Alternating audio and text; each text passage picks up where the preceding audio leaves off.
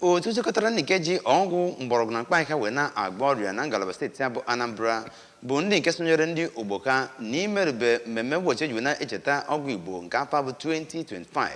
site na okwubu nke agbọrọ ha ka ha gbaa mbọ mee ka ya bụ ọgwụ wee bụrụ nke na-agwọ ọrịa eziokwu kata ma ibu nke na-egbu egbu. Nke a bụzi nke onye nta aka anyị bụ Amaka Ọnwụzulike ga-ewetara gị akụkọ ya.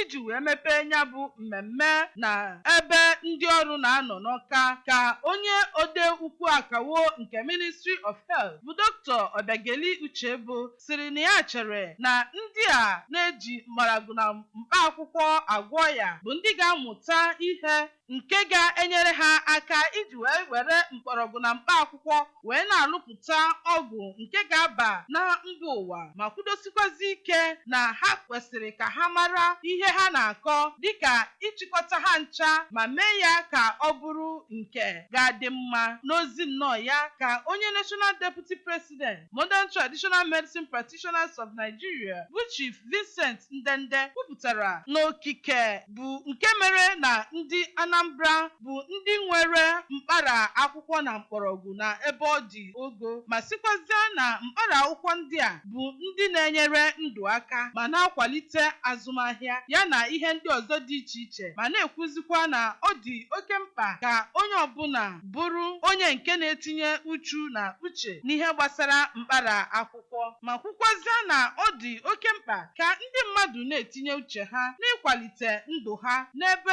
ọ gbasara iji mgbọrọgwụ na akwụkwọ ndụ wee zọzie ndụ ha. Na mburi n'ozi ya ka onye National Task Force Chairman nke Traditional Medicine Practitioners of Nigeria bụ Dr. John Mary Ibeka kọwapụtara na ha bụ ndị Department of Traditional Complementary and Alternative Medicine nke Federal Ministry of Health Abuja bụkwa ndị na-adọnyere ha ukwu ma kwukwazịa na ihe ahụ a na-eche na ndị na-eji mgbọrọgwụ na mkpa akwụkwọ agwọ ya bụ ndị na-efe arụsị na ọ bụ asị. Abụ m Amaka Ọnwụzulike maka akụkọ ụwa ABS.